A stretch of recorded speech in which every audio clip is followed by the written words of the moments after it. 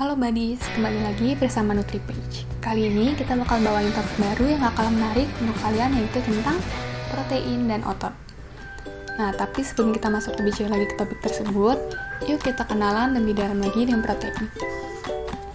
Apa sih protein itu?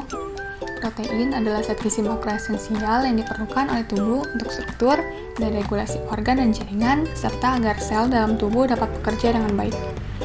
Peran protein dalam tubuh yaitu yang pertama, untuk pertumbuhan, perkembangan, dan pemeliharaan jaringan.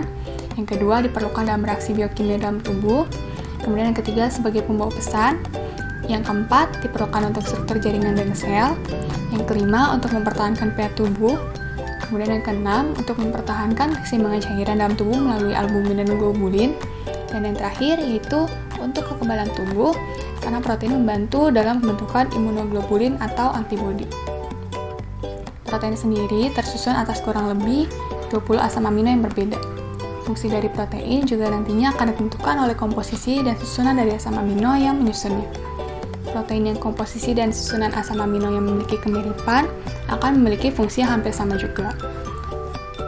Terdapat dua jenis asam amino, yaitu asam amino esensial dan asam amino non-esensial. Asam amino esensial merupakan asam amino yang dapat dibentuk oleh tubuh kita, sedangkan asam amino esensial tidak. Namun, agar fungsi tubuh dapat berjalan dengan baik, kita perlu juga memenuhi kebutuhan asam amino esensial. Lalu, bagaimana cara kita mendapatkannya? Jawabannya yaitu asam amino esensial tersebut dapat kita dapatkan melalui asupan protein yang lengkap dan cukup dalam makanan kita sehari-hari. Nah, makanan sumber protein itu beragam jenisnya, dan jika dibagi berdasarkan sumbernya, dapat kita bagi menjadi dua. Yaitu yang pertama, ada protein hewani, itu merupakan protein yang didapatkan dari sumber hewani dan memiliki kandungan asam amino esensial yang lengkap, atau disebut juga komplit protein. Contoh dari protein hewani ini ada dari telur, ikan dan makanan laut, daging, serta produk susu seperti susu, keju, dan yogurt. Kemudian yang kedua, yaitu protein nabati. Protein yang berasal dari sumber tumbuhan dan biasanya kekurangan satu atau lebih asam amino esensial yang disebut juga incomplete protein. Namun ada juga beberapa sumber protein nabati yang memiliki komplit protein seperti kacang kedelai, quinoa, dan amaranth.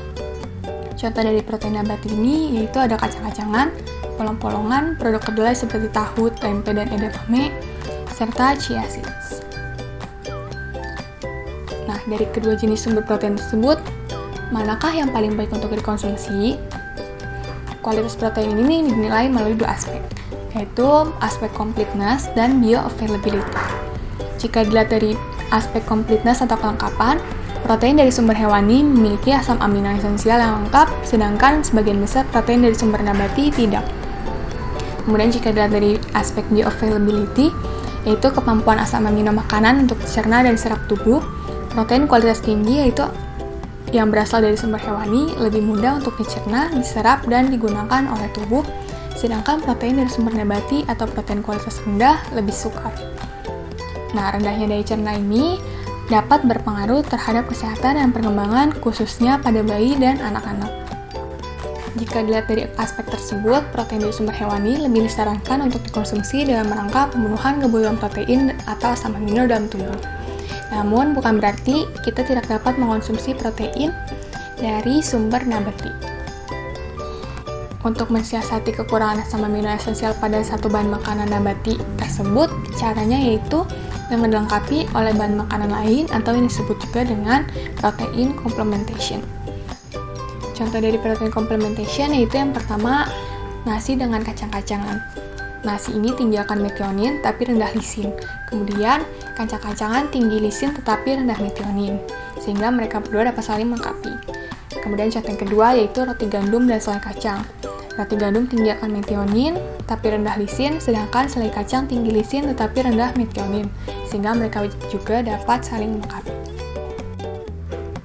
Makanan dari sumber hewani dan nabati memiliki kelebihan dan kekurangan masing-masing.